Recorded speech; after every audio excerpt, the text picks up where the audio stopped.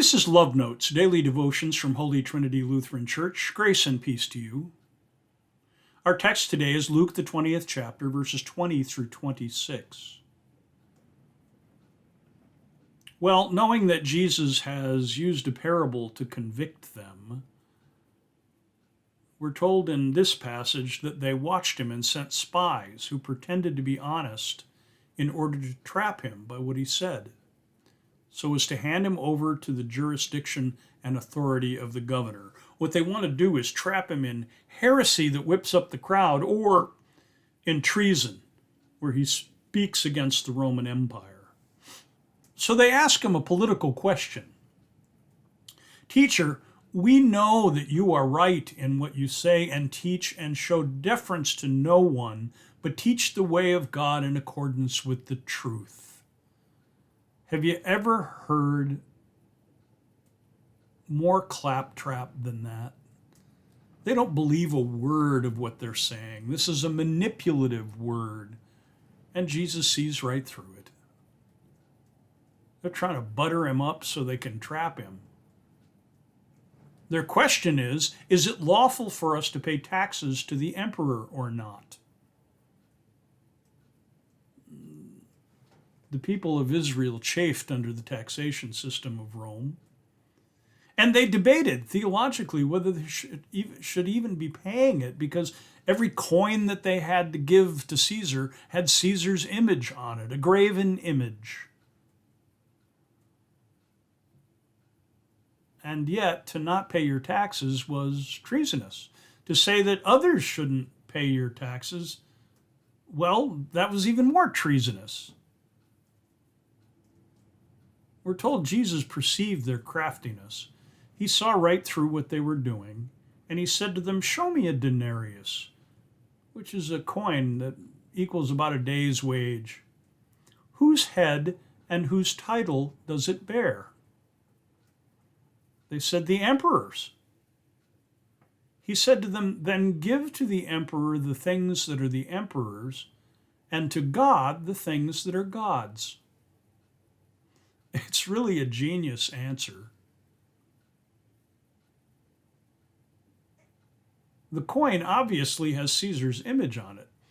So Jesus isn't telling people not to give Caesar his taxes. You can go ahead and give him his coin. He made it. And yet, when he says to God, give to God the things that are God's, they all know that the teaching of the Jewish people and their understanding of God is that everything comes from God, even the gold that makes those denarii. So he leaves them in an ethical quandary.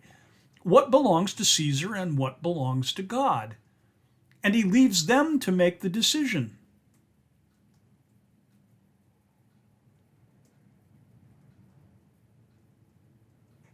You see, in our relationship with this world, we live with one foot in and one foot out of the kingdom of the powers that rule. And the question every day is, what belongs to Caesar and what belongs to God? The only real answer is that all belongs to God, but we still have to get along in the world. So the answer is it depends. We are people of God who are living in Caesar's world. Jesus does not encourage treason or not paying taxes, but he does question every action as to its relationship with God and establishment of the reign of God. There's an ethic here that we have to struggle with every day. It is untrue that the Christian faith should be non-political. This very text itself shows that it is. When people ask the church to not say anything political, not anything that talks about justice or economics or ethics or morality, they are short-circuiting the entire theology that says everything, even the nations and the governments, belong to God. It is impossible to preach the good news of Jesus Christ, who came to set the captive free, even if those captive have been put in jail or held in some kind of camp because of somebody's official act. He has come to give sight to the blind, not just the physically blind, but the spiritually blind who can't see that their actions hurt people. As I record this today, we live in the wake of our state legislature taking away the civil rights of human beings, officially, the first state ever to do so. And that's not good. We don't take sides in the partisanship of the debate, but we do declare that what belongs to God is every child of God who's been created. So how dare we speak of taking their rights?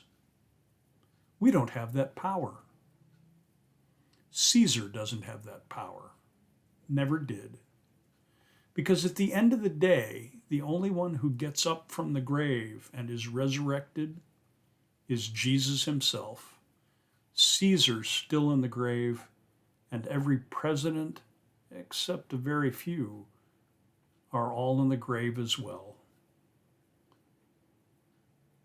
The authority belongs to God, and he has given it to Christ. Amen.